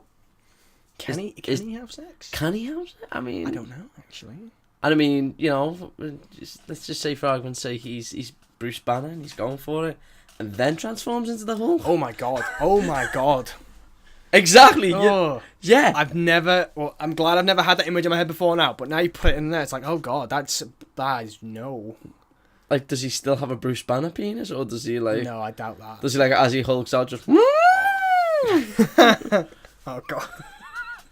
Poor Black Widow. All I'm saying is Hulk smash. Shit. Oh. Okay. Or just as he's about to Hulk out, is she just like, the sun's getting really low? Yeah. Okay. We'll move on a little bit. I did fail to mention this actually beforehand before we got into the proper MCU news. Dark Phoenix, like the X-Men Fox, well, currently Fox side of things. You know how we were talking about Dark Phoenix? It's sort of like, it's it's a bit of a mess right now. Yeah. It was reported previously that they were going to do 3 months worth of reshoots for a film, which in Hollywood standards, that's fucking heavy. That's practically like 75% of the film done or redone. Yeah. But that's like just restarting the whole film all over again. And it is, yeah. But apparently that's not true. It's not 3 months. It's like 2.5 weeks, which is standard for reshoots and stuff. That's according to Collider, who've been talking about sort of like trying to clean up the mess of Dark Phoenix's marketing, should we say? And apparently it's set to come out next February, on Valentine's Day of all days. Of Dark Phoenix is Dark Phoenix. So. I mean, well, I don't know. Deadpool 1 came out on Valentine's Day. It was fucking brilliant. I better watch that as well. Yeah, on Valentine's Day. Yeah, me too. It was good. I wish I didn't go with the person. No, of course not. Yeah, that's all I want to talk about with that. It could change between now and then because obviously Disney, Fox merger, all this kind of bollocks. But we'll see. The other bits of Marvel news, you're gonna get pretty mad at this because it's obviously all to do with Disney and what they're doing with James Gunn and stuff. I'll get the biggest one out of the way and just save your rant until the end if you can. So Kevin Feige, who essentially made the Marvel Cinematic Universe, he's like the godfather of it all. Apparently, I didn't know this, he personally goes to the directors that he wants to hire and he runs them through his vision of it and how their style will benefit the whole story as it is. Well, when James Gunn was fired, bear in mind, as I say, he went to them personally, he becomes friends with these directors. Kevin Feige wasn't informed that James Gunn would be fired. He found out when it got onto like the news sites and stuff. Which my first thought when I saw the headline was like, Liam's gonna be fucking mental over this. And my second thought was, if that's true, that's pretty dicky. That's such a dick move. That's a pretty big dick move of Disney. Like, I mean, I get it. It was very reactionary. You know, it was sort of like the tweets were discovered one night. By the morning, James Gunn was fired. It all happened really fast. So, but Kevin Feige wasn't even told about it at all. So, we'll get through some more Disney news before you blow your fucking like nuclear, no, like a volcano of hatred out your fucking head like in cartoons. I fucking hate Disney. I know. So the Guardians 3 script that's already out there at the minute, it's a bit of a conflicting report here. At first, they were saying it was getting scrapped. James Gunn's name was being erased from it. Whereas another report's come out saying that they are going to use the script. His name's not going to be put on it, but they're going to pay him for his work, essentially. Because it's still his work, but they're going to try and take his name off it, I guess. But that doesn't work out so well, so just have to pay him for it. At the minute, with all this James Gunn shit, Disney just got to come out and say something. Do you not agree? You want to know what I'm thinking. I know what you're thinking, but before you get into I that do side of agree. things, I do agree. Disney need to clarify what's going on. Clarify and back up the reasons why he's been fired. So yeah, another part is the Hollywood Reporter is saying that at the minute they're undergoing negotiations for his exit settlement from Disney. But if that's true, then there is the possibility that in the future he could come back. You know what I mean? Like to create or develop or direct another Marvel film with this exit settlement. That could be how it goes. But at the minute, nothing is confirmed, and allegedly these talks are still going on. So we'll just see on that one. I think that is everything, apart from the fact that in the light of all this news of firing from Disney and stuff and Marvel, he's actually had talks from other studios to go and direct there. The first of which has been Warner Brothers and DC. They kind of want him to go. They kind of want James Gunn to leave Disney and go to DC and Warner Brothers. Please don't. Yeah, no. I mean, we don't like you and I both don't like the fact that he's been fired. We'd like to happily see him back. Yeah. But I would hate it more to see him go to the DC though. Yeah, I mean, I could imagine him doing Green Lantern some justice. You know, that kind of cosmic, kind of story like he did with the Guardians. I could see him maybe fixing Green Lantern. But at the same time, if he goes Warner Brothers, he ain't coming back to Disney. He ain't gonna come back. I mean, Joss Whedon, he filled in for Zack Snyder a bit on the Justice League film, but at that point, Joss had already left Disney and Marvel and stuff. He hated them during the second Avengers film. I wonder why. Yeah. Okay, so that's the news done. Do you want to just... What are your thoughts on the Kevin Feige thing? I mean, I probably can fathom most of the thoughts, but go on. I'll let you say it. You fucking hate Disney. Yeah. So fucking much. Yeah. It's not that. I mean, that's the dickest move ever. Yeah. That's like, imagine me and you working on this. Okay. And then... like, me and you... let's imagine me and you working on this. Just keep talking a sec. The lighting's gone a bit down. No, that's fine. Yeah. Let's say, for instance, me and you working on this, and then someone comes along and tells me I can't come here no more and I can't do it no more. And you haven't got a clue about it. Mm-hmm. Come Wednesday, you're sat there ready to go. Oh, by the way, Liam's not coming out. We fired him. Yeah. What the you know what I mean? I mean, if it was the shoes on the other foot, I would see me ass. Mm-hmm. There would be absolute murder. Yeah. Mainly one, because as you said, he goes to them personally. These are friends. Mm-hmm. So that's like finding out one of your best mates has just been sacked. I mean, you're not going to be happy about it. Disney's a dick in general. The only good thing they do are kids' cartoons. Yeah, the old cartoons. But I mean, there was another sort of story to do with Disney this week about how they've released the first image of the woman playing the live-action Mulan. But I didn't think that was really worth much at the minute, because that's all we have from the live-action Mulan film. Yeah, that's all we got. No, I can't really... I can't say any more about Disney apart from they're just dicks. Yeah. They need to... They would... see, again...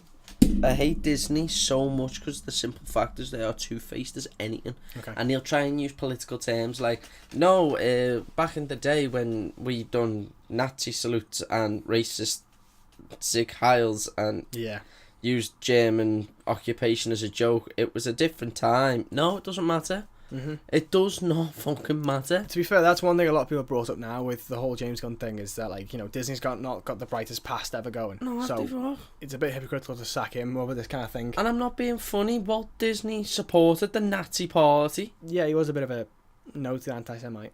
So you can't sit there and again, they'll try and use politics to be like, well, it was a different time, it was a different generation, and it's different. Walt Disney might have been a Nazi supporter, but he's not around no more. And we're all, no. At the end of the day, it doesn't matter. At the end of the day, you can't sack someone for what your company's been doing since the fucking 30s or 40s. Yeah. And this was 10 years ago. It was a different fucking time. People weren't as spineless back then. I don't even think it's not so much. I mean, yeah, it's obviously 10 years ago. the whole PC climate was very different than it is now. But not just that, it's the fact as well that James Gunn himself was a different person 10 years ago. We were all different people 10 years ago. Yeah, I know I am. I'm still a dick, but I'm just less of a dick. See? Believe it or not. It still works, still counts. But we all change. We all either mature, and when you work in the movie business, you can do one or two things. You can go off the rail a little bit. Yeah. Alright, you want to talk about people being different, 10 years different, yeah? Okay. Robert Downey Jr. Oh, God, yeah. He was the biggest cokehead ever. He was taking ecstasy, cocaine. I heard at one point he woke up once, like, drugged out his head in a kid's bedroom. Now, if that happened today, fuck, that's... Fuck indeed. Yeah, his like entire livelihood would be gone. You know what I mean? He's waking up in a child's bedroom, drugged off his tits. Yeah. You know what I mean? I don't see Disney rushing to sack Iron Man. Do you? No. So, you know. Yeah, but okay. All right, so we'll move on from film news now. We've only got game news to go through. This is actually quite a fair chunk. I'll try and organise as best I can again. There's a few announcements here to throw out, so I'll start with the announcement pieces. Okay. First piece of announcement news. Let's see. Oh yeah, I'll do this one. Arizona Sunshine, which is a game you and I have both played. I played. You finished. I've had a brief encounter with it. I dabble of it. You thought it was? I thought it was good. Yeah, it was good. Yeah, apparently it's DLC coming for it as well, which I didn't know about. I can imagine that to be really good. Yeah, it's also gonna be like a military perspective as well. So hopefully there's more zombies coming out. Yeah, you know, different weapons and stuff. That's already out on like PCs and stuff, I think. And I think at the minute the DLC, it was scheduled to come out according to the news I saw. It was scheduled to come out yesterday. Yeah. But I think that could only be in the US for now. Maybe we get it a day or so later. I've had a look on the store today and I couldn't see it. So maybe we don't have it yet, but it is coming to the PSVR, basically. Yeah, I see what you're saying. Unfortunately, it's not free, but I don't think it's going to be dear. Like a couple of quid. It's a DLC, so... Yeah, something like... It's like an expansion, DLC-wise. I don't really see a problem with paying Exactly, for those. I can't stand DLCs where it doesn't do much apart from give you cosmetic shit. Yeah. That's the DLC I can't bear. GTA. Yeah, okay. Other announcements. This one's more for me more than anything else. Go on. Persona 3 and 5, the dancing games, the spin-off dancing games. Yeah. They were supposed to come out next year, but they're not. They're coming out this year, actually. They released a new trailer, which it was called the announcement trailer, which a previous trailer was called the announcement trailer as well, so it's quite confusing. But when you look at this trailer, at the end of it, it actually says a release date, and it's coming out this year. It's the tail end of this year. December, but it's still 2018. There we go. December 4th, I believe, actually. And not only that, this is the best part of the news in my opinion. When it came out in Japan, they had their own special collector's edition thing, which featured both games, both Persona 3 Dancing in Moonlight and Persona 5 Dancing in Starlight. And the collector's edition also came with like a bunch of little bits as well, like art books, standard affair shit, collector's edition wise. But it also came with the other Persona game, Persona 4 Dancing All Night. As a digital download for the first time on PS4.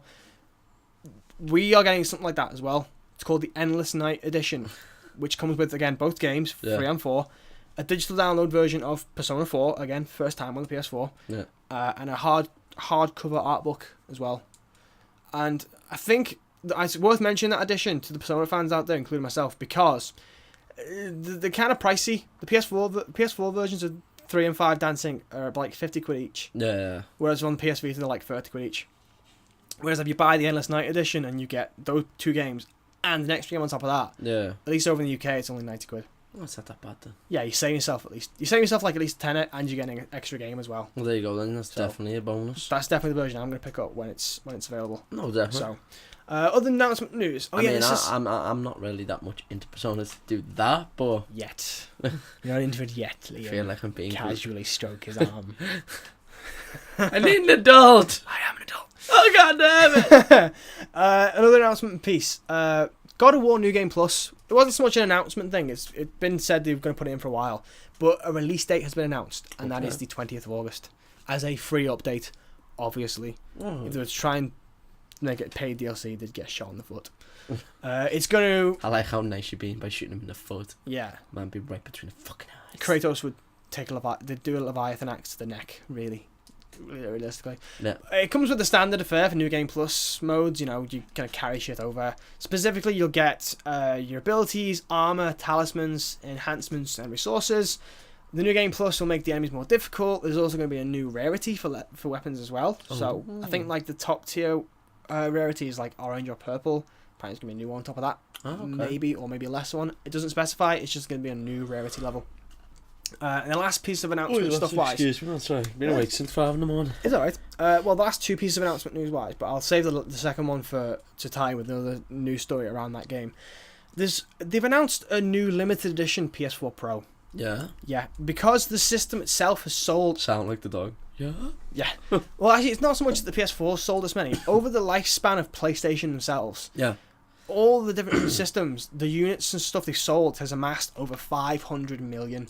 Damn. The majority of that is PS2, because I'm pretty sure that's still the best-selling console of all time. That's always going to be... Yeah, it outdone Xbox. Definitely done outdone Massively outdone Xbox. Because I'm pretty sure Microsoft nearly went bust with that. I think the least-selling console of all time could still be the Wii U. I'm not sure. Or the Wii U. I didn't know the Wii U. Yeah, it was a mess. But because of this milestone, they're going to release a limited run of a special PS4 Pro. It's like a darker blue, like a navy-esque colour. Actually, quite similar to all these folders on my shelf here. Oh, okay. But it's also quite like see-through as well. You know, like Perspex. Yeah. It's kind of like that looking thing. That's cool. It's got like a little plate on it to tell you what number it is. There's only 50,000 of them being made. I am going to get one. It's actually got the biggest hard drive of a store-bought PS4 so far, a 2 terabyte hard drive. I am definitely buying one.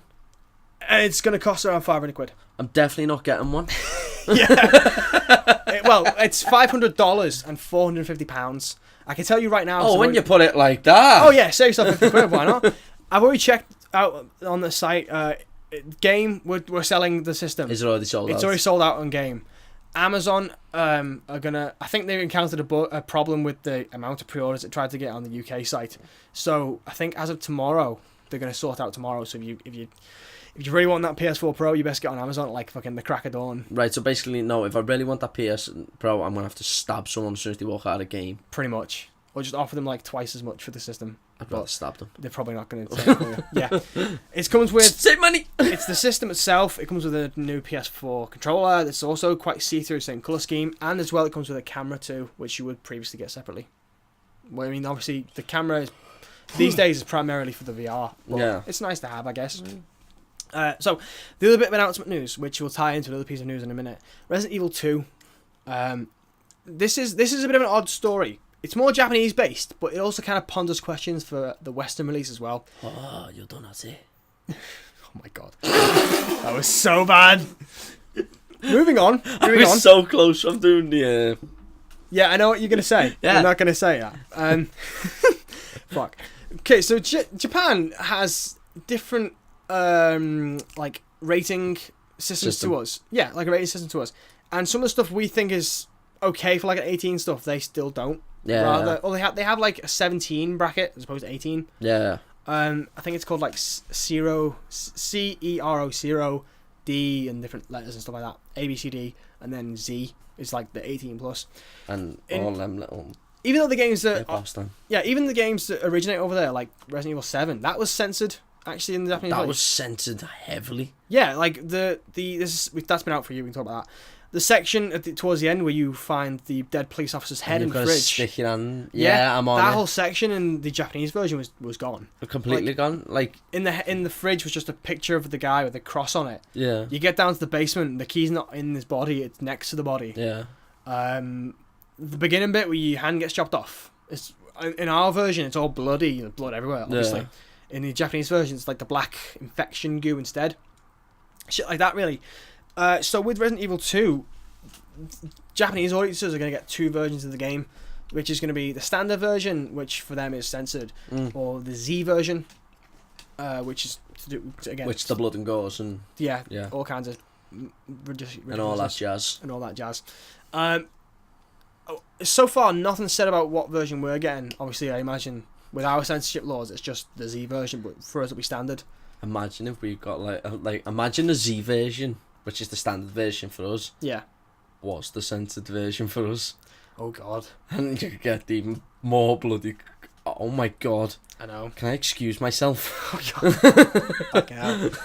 I don't think it's anything to worry about, really. I just thought it was worth mentioning that that's a thing. It could happen. I very much doubt, as I say, because our censorship laws are different over there. Yeah. They're compared to over there. So I don't think we're going to get a censored version, obviously. Oh. And if we did, we wouldn't be very happy about it. No, we wouldn't be happy about it, and I think they... Is it Capcom? Is Capcom still Capcom. Yeah, Capcom would lose out massively. Yeah, again. In the Western culture. Definitely, yeah. And the other piece of Resident Evil 2 news, you were here when I wrote this down. Apparently, there's like another edition of the game. It's called the Premier Edition. You get essentially everything from the Collector's Edition, which we mentioned previously, which is like the item box, the Raccoon City map, the Kennedy Leon figure, the game, a few more DLC bits, and the item box as well. Which I'm not going to lie, I'm a complete fanboy and will be getting that one. That's entirely fair. If you're even more of a fanboy, more committed, you can get the next up version, the Premier version, which, as I say, contains all that stuff. 4 ink ribbons. And a Lexington typewriter that is Bluetooth compatible. Yeah. And all this is going to cost you $900. Or about 99,000 yen. I mean, if you've got it lying around. I think I've got it under my pillow somewhere, Somewhere. I think it's a pillow in the house. It's got 900 quid in it. Why not? Like, it's not it hasn't got a pillow in there. It's just the case is full with that. Yeah, the pillow itself is the money. There's actually not a pillow inside there. It's a pillowcase full of money, and that's what I sleep on. I fucking wish. I wish so much. Oh my God. I'm hungry. Just fetch some money from the pillow. Not even that. Like, can you just imagine being that rich? You could just stuff your pillows full of money and sew a blanket or a mattress as well. Yeah, making a mattress and pillows and a blanket full of oh my God, money. Oh my God, that would be the life, I think. You could wipe your ass on £5 notes. Probably, yeah. Although I don't know why you want to, especially not with the new £5 notes. I'm just. Shh. I know what you're saying, but yeah. Imagine a paper cut though. Oof. Oh no! Oh God, no! Paper cut on the ring. Oh no! Oh no! Okay, let's move on. A little bit. Okay, something that's not so much game related, but it is obviously related to a game franchise, Pokemon. Okay. Everyone knows how big the Pokemon trading card game was back in the day, and how much if you got the older cards now, if they're in good nick, you can get some good money. For them. Well, someone has recently sold online a sealed booster box of the original 1999 run of Pokemon cards. Wow. It had about 82 bids roughly on this auction, and it sold for $56,000. Again, if you've got it lying around. Yeah, why not? I mean, the thing I want to know more than anything else is who bought it, and what kind of life do they have? It'll be some spoiled little rich kid in Beverly Hills. Mum and Dad have done everything. Kid's not have to lift a finger in his life. Yeah. Hasn't even have to move his own bowels. Probably doesn't even have to wipe his own arse. Oh. Yeah, that's what's been sold. Probably doesn't even know understand it. 56,000. I mean, back in the day, we picked them up when the packs were what, £2-3 quid ago. £2-3 ago. If you'd have just outright bought a booster box and just not even touched it, and you still had that today, you could give it to us. You could give it to us, and we'll sell it and just invest that money into a lot of things. We'll invest into making this show better. Yeah, 100%. Well, more like 75%. We're probably going to go on the lash a little bit. Oh yeah, we're going to go on a massive night out first. Oh, definitely. We're definitely hitting the Probably strippers. kill our livers a little bit first. We are going to strippers. And then commit to being the best podcasters we can be. Yeah. So that's that news story. What else we got? It's really annoying that I've not organised these again. I do apologise. I'll just go from the top down now. Do you know if you organised these, yes? Yeah. This show wouldn't be the same. I've come to realise we're at our best when we wing it. When we spitball it. Yeah. Yeah. I mean, I've organised it a few times before, but even then we just sort of banter enough to carry things on. But okay, so I'm just going to go from top down now, the rest of it. Spyro Remaster with the whole 3-game controversy thing we talked about last week. Now, it's sort of been confirmed that it's not the case that you have to download the 2 games via like a code kind of thing, but it's also not been confirmed either. There's just different sites saying different things, so until Activision releases an official statement, it's a case of wait till September 21st and get the game. The first bit is that someone went on Twitter and asked the Twitter account for Activision's support network about what the case is, and they said no, the 3 games are on the disc. There'll just probably be a day 1 update, which is, as we say, standard affair these games these days. But they also said, and I quote, no official word on that just yet. The only thing I can think of is, and we've seen it before, which sort of confirmed it for me. Yeah. Spyro were trying to go for the Master Platinum rating. They're trying to get the best of the best rating. Yeah. Now to do that, they've set a target date. Yes, September 21st, yeah. So they have to hit that target date. Mm-hmm. For them to turn... So what I'm trying to explain there is, maybe they've took so much time making it look good, making it, and then they've gone, shit, we've still got to do the other 2 games, you know? Mm-hmm. So maybe somewhere along the line they've thought, well, we can't halt and we can't, like, delay, because as we've seen and heard, and people have confirmed for me, if they delay, stock market people in the stock trade industry are going to go, well, why are they delaying? Yeah, they're not. Their confidence in it's going to flounder. So they're going to be a bit more willing to sell the stocks, which means stock prices will go down, which means the business drops, and unfortunately, that's how companies go bankrupt. Yeah.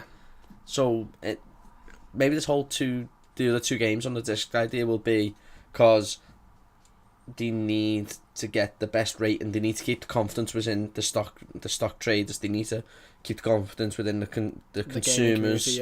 They need to keep confidence and need to keep faith. So maybe the whole idea of this, well, here's the game, but you're gonna need to get through the 2 offline. Yeah, this kind of ties in as well with another piece to do with it, like leaked cover art for like a German version of the game. The back of it says, because on the back of most games now it says how much space you're going to need to install Spyro have a little moustache. A little bit.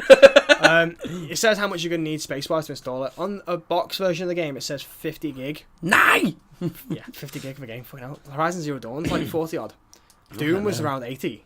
I love Doom. But that was a good game. That was alright. Compared to, for someone who doesn't like Doom, like previously, I like Doom. Oh, it's such a good game. I'm probably going to get the next one as well.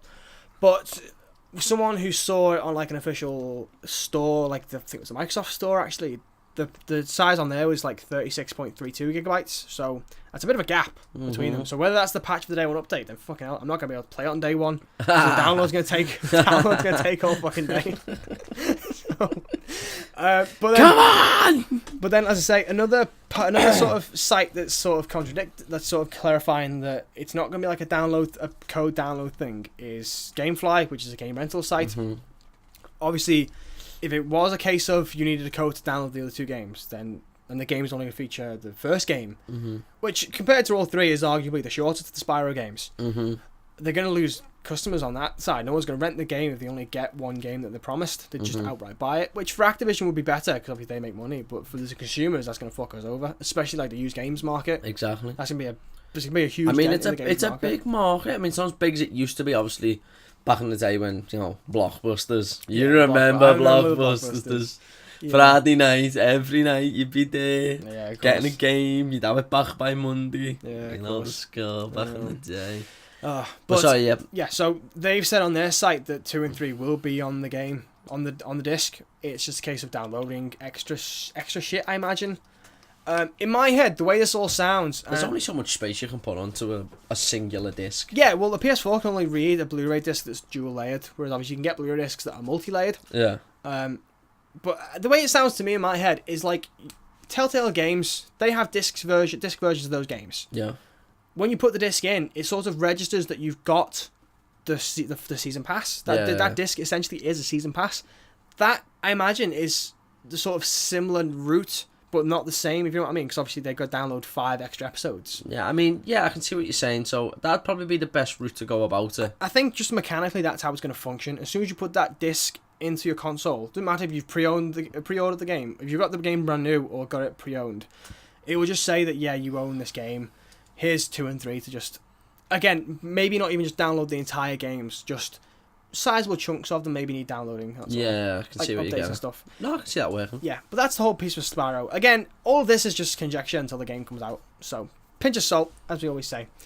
What else have we got to talk about? So this one's for you. Red Dead Redemption 2. Now, obviously, you and I don't own 4K TVs, PS4 Pros, Xbox One X's. I mean, speak for yourself. Okay, maybe you do, but I don't. I am still on the casual PS4 for now. No, I know, same. Probably going to upgrade one day, but that day is not today. I'm broke. Yeah, me too. But Red Dead Redemption 2 apparently will run at like 4K, which is like top tier graphics. See, no, I don't own a 4K telly in my bedroom, but we do own a 4K TV in the living room. Oh, okay.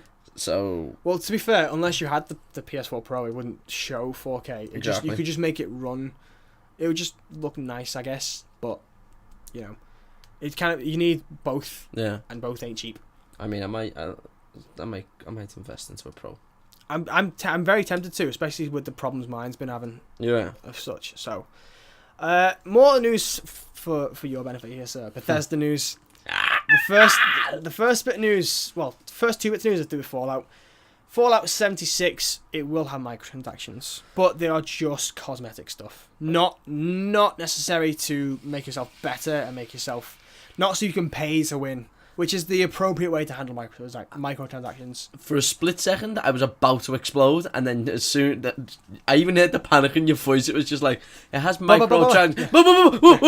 It's all like, cosmetic. Raptors, calm down. Yeah. Just, Yeah, no, it's literally just like if you want to, I don't know, have a different specific look for your fucking, what's it called? Brotherhood of Steel armor. Yeah. All that kind of long as it is just cosmetic, as in like, looks. Because cosmetics in Fallout games, it depends on what you use and what you wear and how you play through the game. Yeah, like obviously different pieces of armor have different stat boosts and stuff. I don't think that's where they're going to go with it. As long as it is just like, I think you've got Brotherhood of you've got the big Brotherhood of Steel armor. Mm-hmm. Yeah, you can slap an American flag on it. Yeah. Or you can slap an English flag on it and just make it a bit more unique. Or maybe they'll do a deal with Disney, something like deck it out with like Iron Man. I don't know. And then I'll end the game. And you'll be like, nope, I'm done. I think Bethesda, you traitor. Apparently, there's like you do get these card sort of things which increase perks on your character throughout the game, which you get from level ups, and that's only from level ups. So you can't say someone's got 20 quid, they want to sink into the game microtransaction wise. You can't pay 20 quid and get all these perks for your character. Yes. Which, as we said, that is the appropriate way to go about microtransactions. Is just make it do horse armor DLC. Fight me. Yeah. So, but sticking with Fallout 76. Bethesda talked about, because it's obviously an online game, they'll talk about griefers. The dickhead players just go around killing motherfuckers all the time. They've specifically said how they're going to deal with them, and I think I have no idea what they are. Yeah, shame on you, Liam. Shame on you. Come on, sometimes it's fun. No. When you've had a bad day, I don't play online, so I don't know. No, when you've had a bad day and it's just some like level 1 and you're level 72, it's kind of funny. Nah. And then it gets a bit boring. Well, so then you bully him because it's got boring. Okay, well, Bethesda have got a way to deal with you and your kind, sir. So what do you mean, us people? What do you mean, you people? So this is how they're going to do it. They're essentially going to make the people who repeatedly grief others into wanted criminals in the game. So you have like a bounty on your head, and people can take you out, obviously. Maybe they're going to set up a dynamic of bounty hunters. So if you become a shitty person in the game, you're going to have a bounty on your head, which people can then take you out and earn money for. The best part about the earning money for that thing is, it comes out of your character. So say your bounty's like, I don't know, couple grand. Say it's like 5,000 on your head. 5,000 bottle caps, yes. Yeah, say it's 5,000 bottle caps on your head. If someone takes you out, they're going to get it out of your money. I think personally that is a brilliant way. This is why I love Bethesda. They do gaming right. Put an asterisk on that, and we'll come back to that. Okay. Okay. Other news to do with Bethesda, you're gonna like this one as well. Elder Scrolls Legends is like a card game set in the Elder Scrolls or based on Elder Scrolls stuff. That's coming out eventually. I think it's on Android and iOS at the minute, and PC as well. I think it might be free. Don't quote me on that. You have to look into it.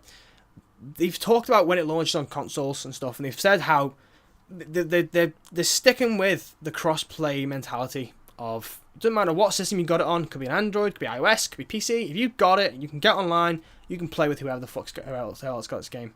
That's what she said. Tally. Because of this, there is a chance they might not launch on PS4. Because, as we've said before, Sony's approach to cross-platform play it's pretty shitty. Yeah. And I think Bethesda are kind of like sticking to their guns on this one, saying that if you don't fix your system, then we're not going to give you this game. I mean, it's alright, it's Elder Scrolls, so I'm not really that asked about it. I mean, well, I know, but the people who do like this game, then if they want it on the PlayStation, they might not get it because Sony's just being a bit of a bitch about it. I mean, really, again, I'm not someone who plays online, but even I can see that cross-platform play should just be a normal thing. Right, yeah, I mean, cross-platform gaming is the way forward. Yeah, of course. It is the way forward. Unfortunately, I don't want to, but I can see why Sony don't want to do it. No, again, I can see that side of things as well, purely business side of things. Business-wise, it makes a lot more sense for them to stick to their guns and not go cross-platform. But it's also kind of hypocritical, though, because since the launch of the PS4, they've touted this whole thing of we are for the players. Yeah. If you own a PS4. Yeah. If you're a PlayStation player, we are for you. Yeah. If you're for someone else, we are for you. Don't give a shit. As long as you buy our products. As long as you buy the PS4, we're fine with that. So, but yeah, the whole point is here that Elder Scrolls Legends might even come to PS4 if Sony don't fix their shit, which they could lose out on a big market. They will lose out on a massive market. I mean, I'm definitely, like I've said, I'm a big fan of Bethesda, and I'm more of a Fallout guy. Yeah. But I do know a lot of people that are more the Elder Scrolls kind of guys and gals. And gals, yeah. Yeah, so they're going to lose out big time. Mm-hmm. A lot of money's going to be wasted, and they really need to pull the finger out and stop being stubborn. I know. There's just, like I said, I just don't think there really is no excuse for, apart from the business side of things. They bring there's no point. To the family. Exactly. There's no downside to cross-platform play. So if people have already got a PS4, they're not going to go out and buy an Xbox to play a game. In fact, well, actually, no, they might. That could be a detriment to them.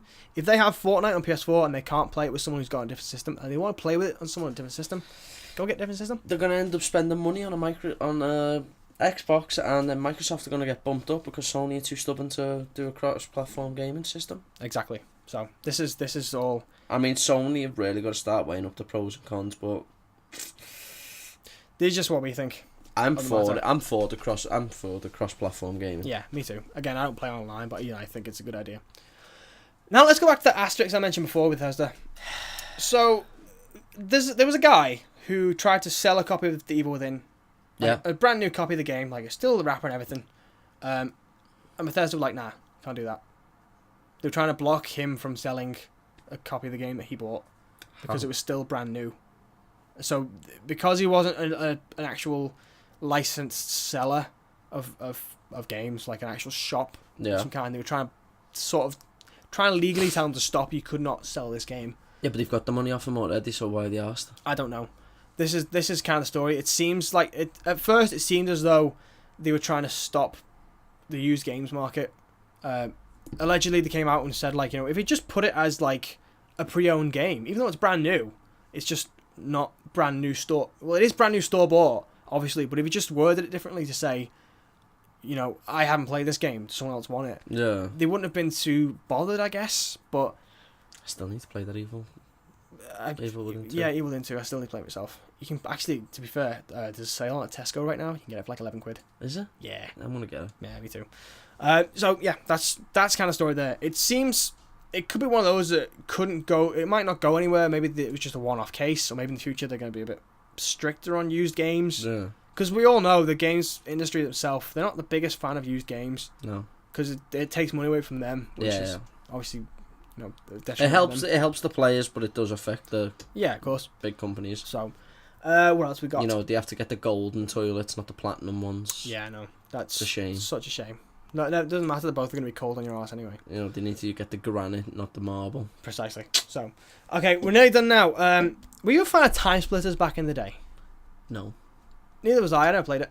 Apparently it was great though. People who played it loved it. I didn't play it, so I didn't love it. I played it, but I think I was too young to actually Appreciate it. So Yeah. I never really became a massive fan. So Well, for those who do like it and do love it, do like it. Do you like it? Do you like it?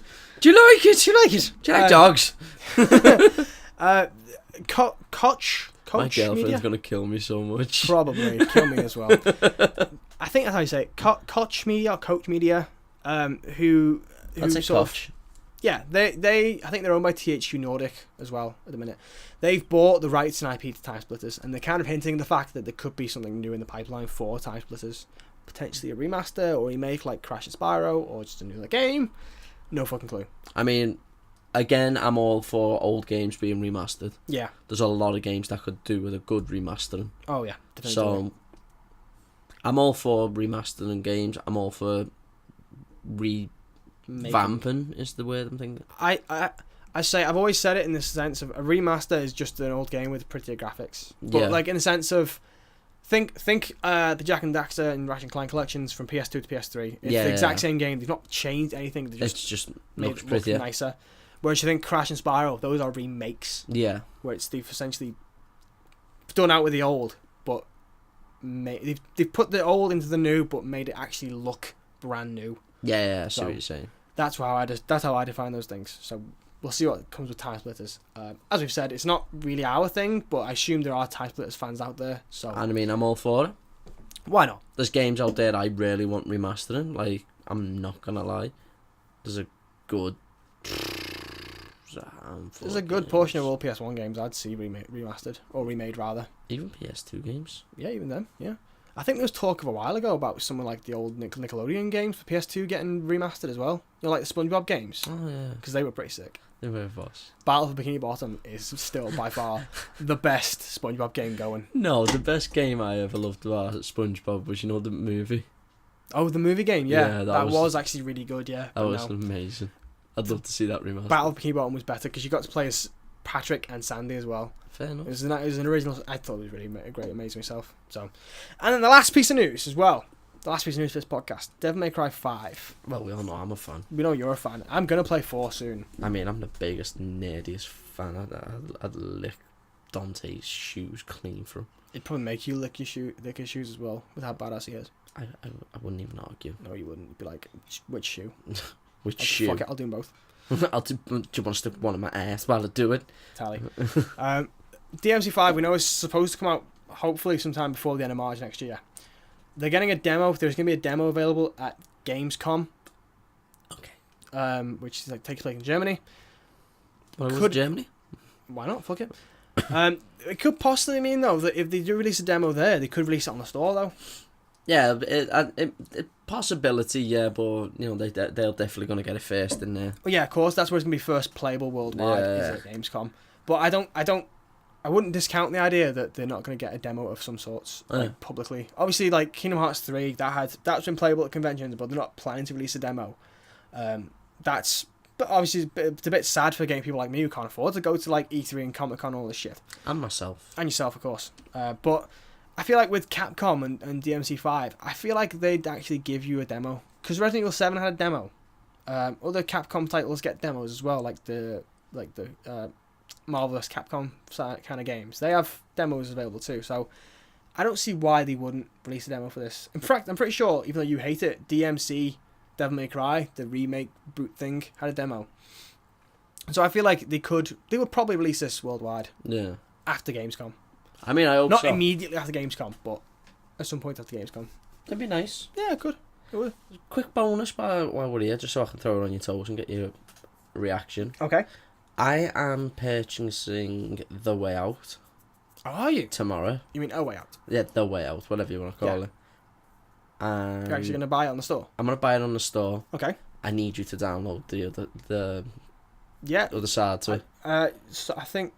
okay, well, when you buy the game, it will tell you what to do with a friend. Yeah. So you just tell me what I have to do, and we'll play that. What to do with a friend? Tally.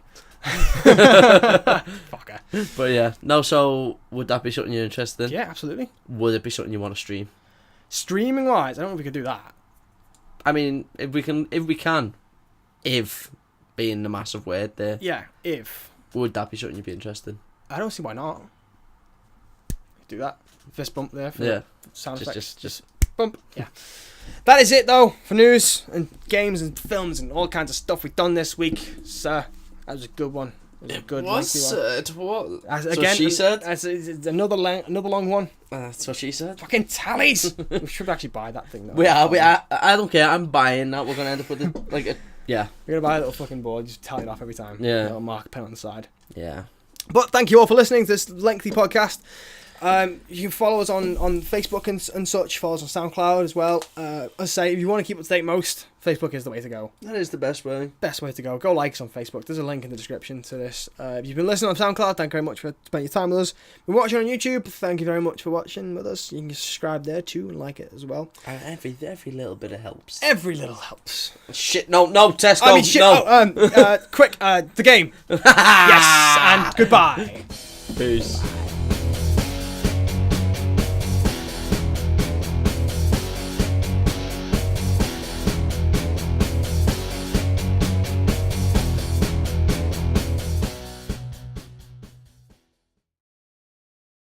So Patty sits next to a Muslim on a plane. Right. The stewardess goes past and she goes, "Would you like any refreshments?"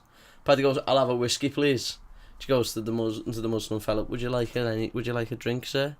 The Muslim looks back at the stewardess in disgust and goes, "I would rather be raped by 1,000 whores before I let alcohol touch my lips." Paddy passes his drinks back and goes, "I didn't know it was a fucking option."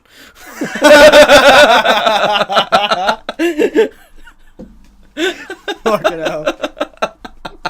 That's pretty good, that actually. I'll give you that one. That one's good, I like that one.